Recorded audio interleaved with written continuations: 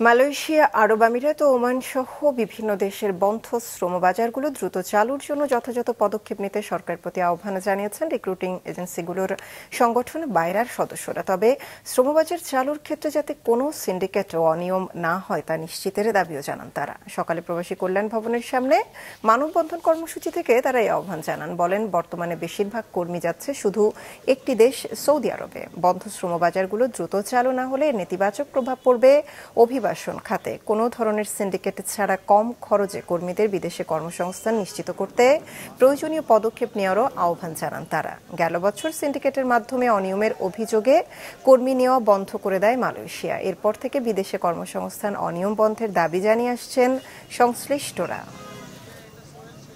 এক দিন যান এক এক রকম নীতি, এক এক রকম নিয়ম আরোপ করে কিভাবে জনশক্তি রপ্তানিকে ব্যাহত করা যায় সেই রকম ব্যবস্থায় আজকে হচ্ছে। সৌদি একমাত্র শ্রমবাজার বাংলাদেশের বর্তমানে চালু আছে।